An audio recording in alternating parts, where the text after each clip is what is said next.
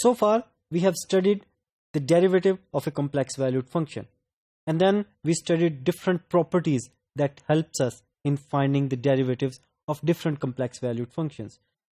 Now, observe that so far we have only studied some very simple functions like z square, z conjugate, or mod z square, and similarly other simple functions.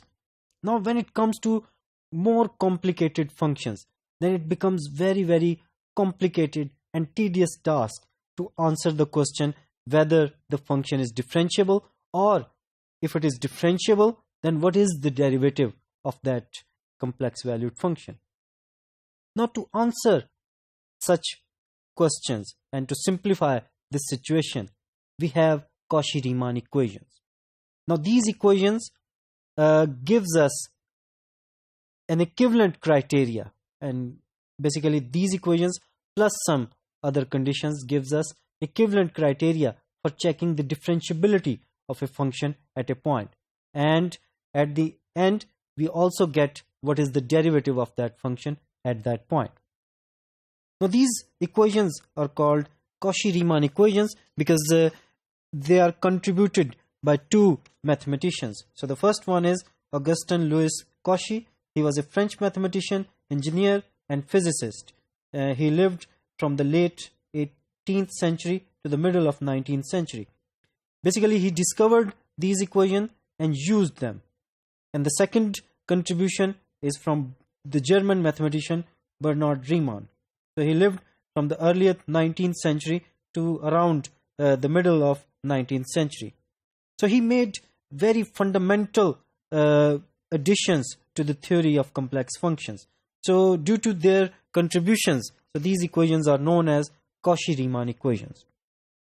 Now let's have a look at what is the nature of these equations. So if we have a complex valued function with two components, u of xy plus iota v of xy, and if the function is differentiable at a point x0, y0, then we have a set of equations involving the partial derivatives of these components u and v.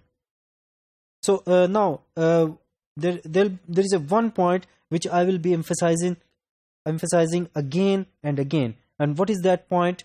So over here we are assuming that if f of z is differentiable at point x0, y0, then we have these Cauchy-Riemann equations. Okay, so then we have these Cauchy-Riemann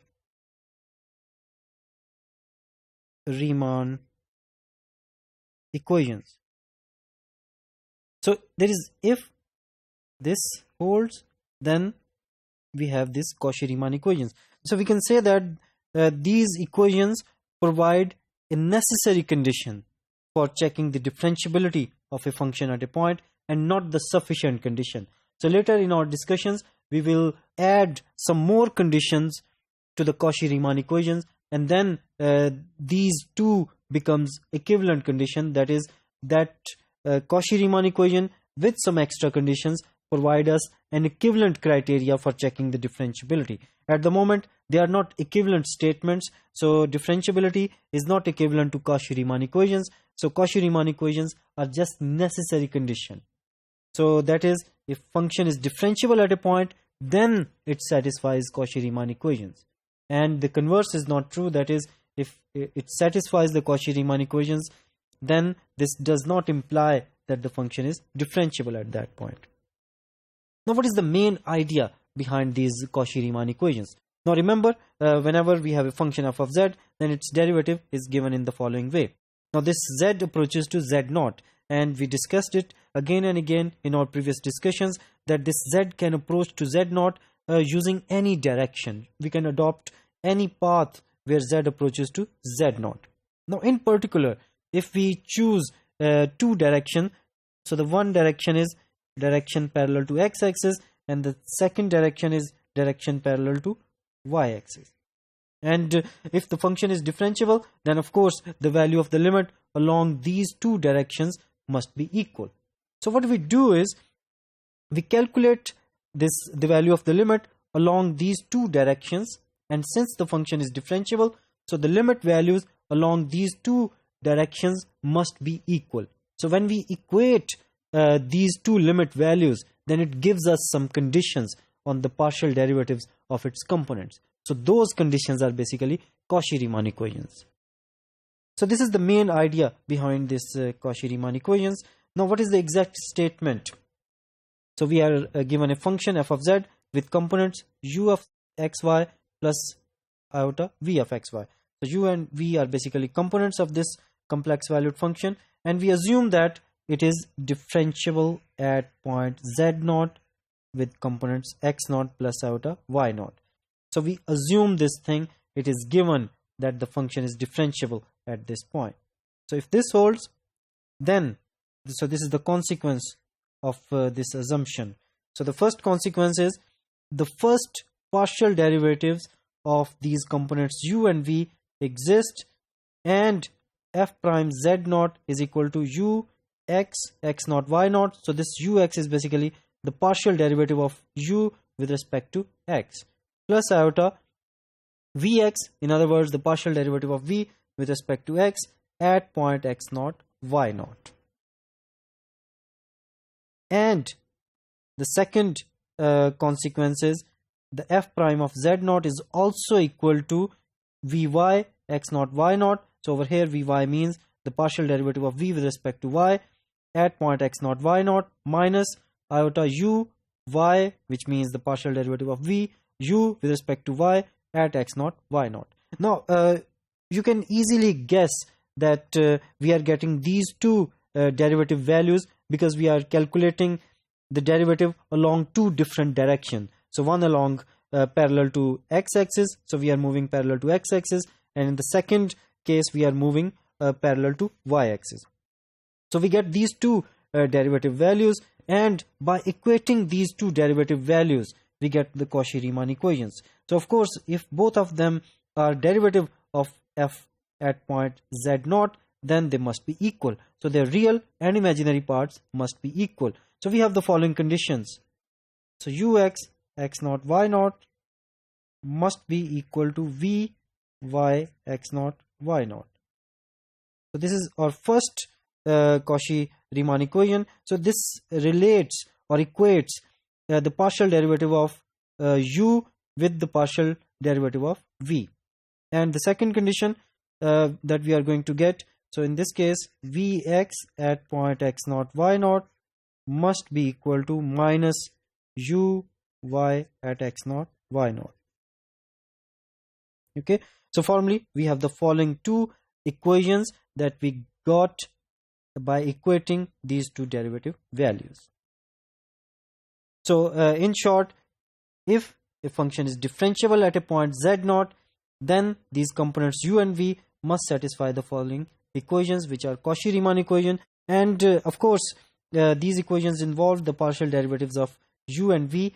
Then of course they first must exist and then we equate them, and this is also the part of the consequence that these partial derivatives actually exist. And then we have the following condition. Now let's observe this result again. So Cauchy-Riemann equation says that if function is differentiable, then we have Cauchy-Riemann equation. Now what is the contrapositive of this statement? So the contrapositive says that if negation, so the contrapositive is if we have not CR equations. So not CR equations means if a function does not satisfy CR equations at a point, then this implies that the function is not differentiable. So since it is a necessary condition, so it must hold if a function is differentiable at a point. But if these equations does not hold at a point, then the function is definitely not differentiable at that point. So the next observation is if Cauchy-Riemann equations are satisfied at a point, then the function may or may not be differentiable at z0. Once again, it's a necessary condition and not the sufficient condition. Now let's see how to prove this theorem, or in other words how to prove or how to derive these Cauchy-Riemann equations. Now, what is our assumption? The function is differentiable at a point, and we want to derive, or we want to get this consequence known as Cauchy-Riemann equations. Now, how to prove this thing? As I said earlier, that we have a function which is differentiable at a point. So, in other words, whenever we take the limit along any path, and if we approach z0, then along each and every path approaching to z0, the limit value must be equal. And so in particular, we choose two directions. So one direction is along x-axis. Okay, so this is the direction. So we are approaching this z0 by moving parallel to x-axis. Okay, and the second direction is the direction we are approaching to z0, and we are moving on a path which is parallel to y-axis, and the limit value along these two directions must be equal. Now let's start with case 1, which is the direction parallel to x-axis. Now we know that if we are moving parallel to x-axis, and so let's say this is the point z0 with components x0 plus iota y0, and if we are moving along x-axis and approaching this point, then on this line any point will have the form. So over here we can see that the y component is fixed, so any point on this line will be of the form x plus iota y0, because this is the y0 component and this is the x component. So if we want to calculate the limit while we are moving parallel to x-axis, so the value of the limit becomes the following. So this is equal to limit, so if z is xy, so it becomes x y0, because the value of y0 is fixed on this path, approaches to x0 y0. Okay, so f of x plus iota y0 minus f of x0 plus iota y0. So we are just replacing f of z with f of x plus iota y0 minus f of z0 with f of x0 plus iota y0, because z0 is basically x0 plus iota y0. So z becomes x plus iota y0, because on this line the value complex with numbers are of the form x plus iota y0 minus x0 plus iota y0. Now iota y0 and iota y0, so they will be cancelled out with each other. And we also know that the function has two components, u of xy plus iota v of xy. So over here we can write down this expression in the following form. So this is going to be equal to, so limit x y0 approaches to x0 y0, and in the numerator we have the following expression. So u of x y0 plus iota v x y0 minus u of x0 y0 plus iota v of x0 y0. Okay, so divided by, so over here we can easily see that this is x minus x0. Now simplifying this, we get the following expression: x y0 approaches to x0 y0. Now let's combine a few terms. Okay, so now we can combine u of x y0 with this u of x0 y0. Okay, so it becomes u of x y0 minus u of x0 y0 divided with x minus x0, so it remains the same. And similarly in the next step we can combine these two terms, iota v of x y0 with iota v of x0 y0. So the next term becomes, so plus limit x y0 approaches to x0 y0. So this becomes v of x y0 minus v of x0 y0 divided with x minus x0. Now remember there is also an iota. Okay, so don't forget about iota. So iota is there. Now let's see what is this first expression. So this first expression y0 is constant. and we are only moving along x-axis. So when we are just calculating the rate of change in a direction which is parallel to x-axis, then we are actually calculating the partial derivative of that multivariable function. So what is the multivariable function in this case? It is u of xy. So basically this expression is nothing but ux, and this iota will remain the same, and this expression is basically, here we are calculating the rate of change of v of xy in a direction parallel to x-axis, which means that this is nothing but the partial derivative of v with respect to x. So if we are moving parallel to x-axis, then the derivative or the value of the limit in this case is ux plus iota vx. Now the second case is, okay, so this is the second case. So if we are moving parallel to y-axis, so if we are moving parallel to our y-axis, and this is our point x naught plus iota y naught, then on this line we can easily see that the value of x, or the x component, will always be fixed.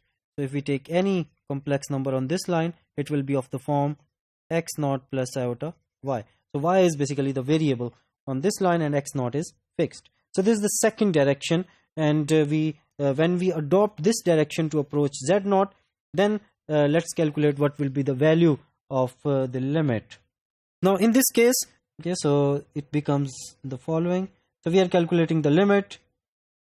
So x naught, so in this case the first component is fixed, x naught y approaches to x naught y naught, and so over here we have x naught plus iota y. So it is exactly the same. We are moving exactly on the same lines as in the second, in the previous case, x naught plus iota y minus x naught plus iota y naught.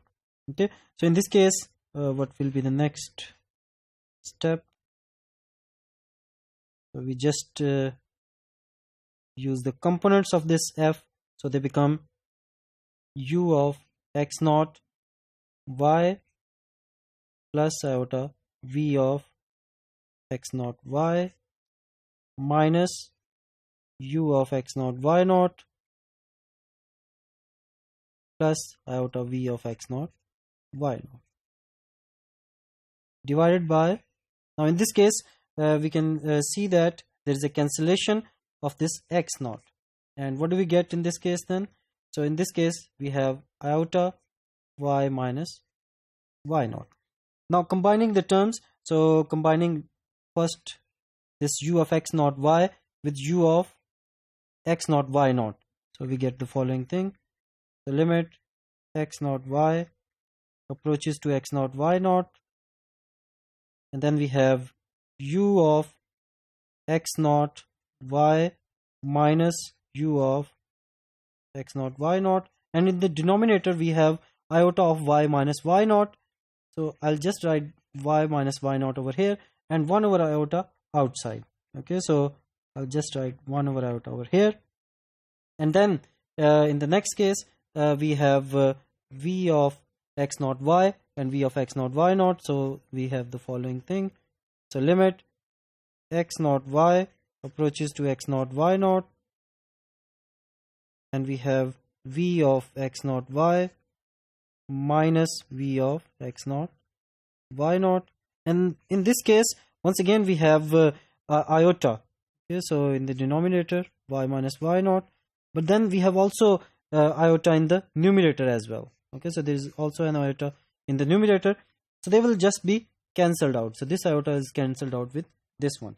Now let's see what do we get at the end. Now this expression is basically the partial derivative of u with respect to y with 1 over iota multiplied, and then this expression is basically the partial derivative of v with respect to y. So what do we get in this case? So 1 over iota uy plus iota vy. So what is 1 over iota? So we can also write it down as minus iota. So basically we have the following expression. So this is equal to minus iota u y plus v y. So in short, we have the following two expressions, and we have calculated it. So this is parallel to x-axis, and this is parallel to y-axis. And since the function is differentiable, so the value of the limit along these two directions must be equal. And by equating these two derivative values, we get the Cauchy-Riemann equations. So in this discussion, we derived what are Cauchy-Riemann equations, and in the next discussions, we will use these Cauchy-Riemann equations to check the differentiability of different complex valued functions.